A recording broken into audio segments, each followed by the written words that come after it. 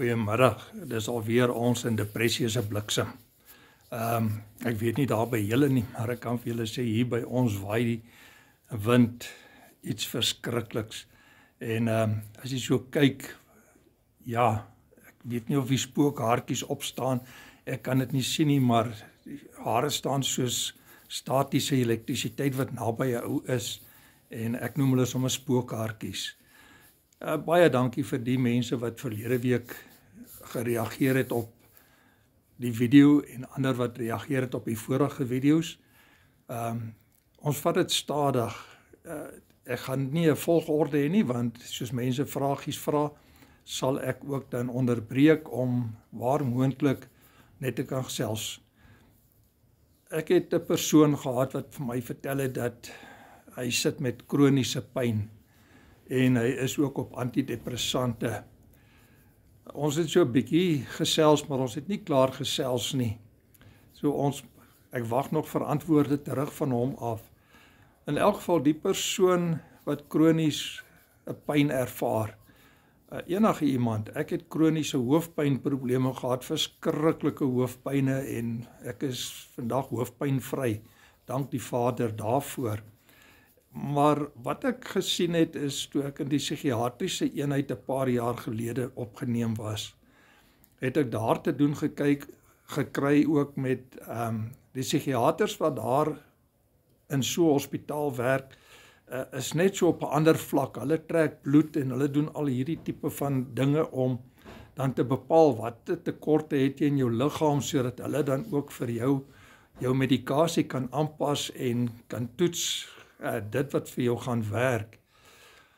So, ek het 'n vroutjie daar ontmoet, ons het saam aan die tafel gesit altyd, en dan het ek gehoor, sy is daar vir pynbehandeling, vir behandeling van haar kroniese pyn waarin sy ly.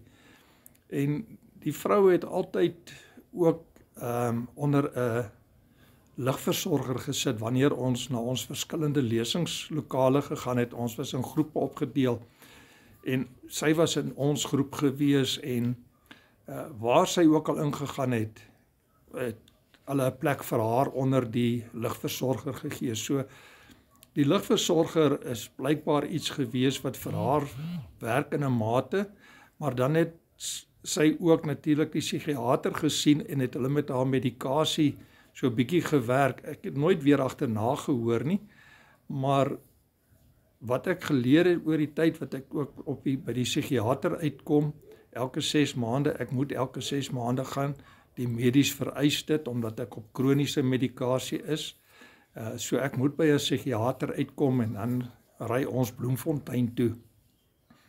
En by die psigiater dan sal ons nou gesels, my vrou het baie pyn, maar dit is pyn van ongeluk, motorongeluk, en dan heupvervangings, albei heupvervanging. So sy het kroniese pyn, en dan het hy vir haar pille gegee, ek het nou nie die naam van dit nie, maar ook wat hy gee vir die mense in die hospitaal, het hy vir haar gegee. Maar interessant genoeg is dat die pille nie gewerk het nie, en het ons uitgevind dat dis omdat daar nie depressie is nie, dit is maar net die pyn van die operasies en al die pennetjies en goed wat sy in haar liggaam het. So as jy met kroniese pyn sukkel, die beste raad wat ek gee is, as jy by 'n psigiater kom en jy praat met hom, dan behoort hy vir jou op 'n kombinasie van pille te kan sit. En dit sal die beste wees, omdat my kombinasie verskil van jou kombinasie, gaan dit nie werk nie. Ek is byvoorbeeld op Zoulan, ek is op Epitec, ek is ook op Sirdep, en dan natuurlik ook my Eltroxin vir my skildklier. En sedert ek op hierdie kombinasie is, seker nou 3 jaar, het ek nog nie weer hoofpyne ervaar nie. So ek is hoofpynvry, ek drink nie meer baie pille nie, inteendeel, ek drink geen hoofpynpil eintlik meer nie. So dit gaan baie goed wat die hoofpyne betref. Ek het nie ander kroniese pynas gehad nie. En dan, ek sukkel al 20 jaar, 15, 10 jaar met depressie. Kan jy vir my raad gee?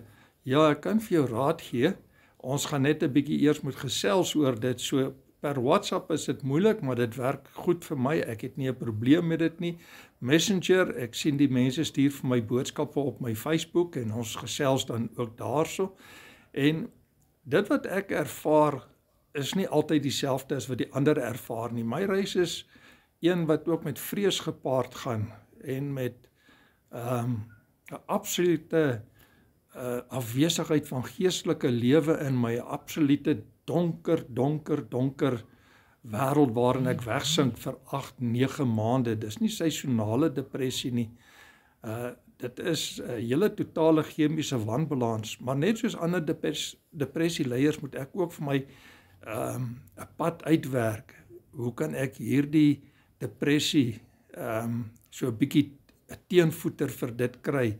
Een van die dinge wat ek geleer het is my skaal van 1 tot 10, partykeer -1, -2. Maar my skaal wat ek het om my gemoedstoestande te meet mee, is sommer op my WhatsApp. Ek het daarso 'n plekkie wat ek dokters noem. En dan wanneer ek begin duik en ek kom hier by 7, 6 en 5 rond, dan begin ek notas maak. En elke dag vergelyk ek die notas met mekaar om dan te probeer bepaal, maar hoe het ek hier gekom, hoe het ek geëet, wat het ek geëet, het ek reg geëet, het ek te veel koeldrank gedrink, was ek baie onaktief gewees, of het ek my brein oorspan? Daar is soveel dinge wat verkeerd gaan, en dan volgens daai skaal, dan werk ek aan daardie skaal, maar dit is nie die oplossing nie, dis maar net 'n stukkie gereedskap in my gereedskapkissie van my depressie. So, die eerste wat ek wil voorstel is dat jy, indien jy lank met depressie sukkel en jy het die voordeel van 'n mediese fonds, maak seker dat jy en jou psigiater dan oor dit gesels en wat sal die beste kombinasie wees. En indien moontlik, ook dat hy bloedtoetse neem, om die verskillende vitamines en chemiese dinge in jou bloed te meet, om te kan sien of dit 'n effek het. Ek is byvoorbeeld onderaktief met my skildklier, en dit veroorsaak ook 'n depressieprobleem, so ek is op L-troksin en tertroksin, die twee kombinasies van L-troksin en tertroksin, die help dan nou weer om bietjie minder depressief te wees. Ek glo ook dit help dat my stem 'n bietjie beter klink, want die ou se stem was maar baie grof en rof gewees, en vandag is hy weer baie beter. So die eerste raad wat ek jou gee is regtig, maak seker dat jy 'n goeie huisdokter se raad volg, of jou huisdokter is mos maar altyd goed, alle dokters is goed, en dat jy ook by 'n psigiater uitkom. Dit sal my raad wees in die begin, veral as jy al 10, 12, 15 jaar in depressie ly en jy is op medikasie, kan jy soos ek wees wat vir byna 20 jaar op verkeerde medikasie was. Dit was 'n nagmerrie, dis nou maar eers die afgelope 3, 4 jaar wat my medikasie verander is, en nou so 20 maande wat my medikasie heeltemal verander is, en waar ek nou na 20 maande kan sê, dat ek beweeg tussen vlak 9 en vlak 10, meeste van die tyd is ek op vlak 10, maar onthou, die laaste dingetjie wat ek wil noem is, vlak 10 by my beteken nie, dat jy wat nie met depressie stoei en nie die gemoedskommelinge het wat ons mense ervaar. My vlak 10 is heeltemal as wat jou vlak 10 sal wees. By my is daar altyd 'n ondeurdringbare, so donker wolkie hierso, maar dit pla my nie, dis eers as hy hierso so begin, hier op die voorhoof, begin uitslaan, en daai stukkie van die skedel begin inslaan, wat ek begin voel, iets is nou nie reg nie, maar jy loop op vlak 10, loop jy so met 'n turbo masjien, op vlak 10 is ek nie soos 'n turbo masjien nie, en ek glo ander mense ervaar dit ook, en dit is wat ek geleer het deur die tyd, en ons gaan weer gesels, soos mense met my gesels, en dan sal ons die reis vervat, waar dit gebeur het, wat ek my werk verloor het, hoe ek nie geweet het dat ek het depressie, en hoeveel skade dit aan my veroorsaak het nie. Dit is baie nodig gewees, dat ek na baie jare eers uitgevind het, dat ek het depressie, en dit omdat ek 'n man was, en net sissies kry depressie, en ek het nie eintlik veel van depressie verstaan nie, Maar 'n geseënde week vir julle. Ons gesels weer volgende week.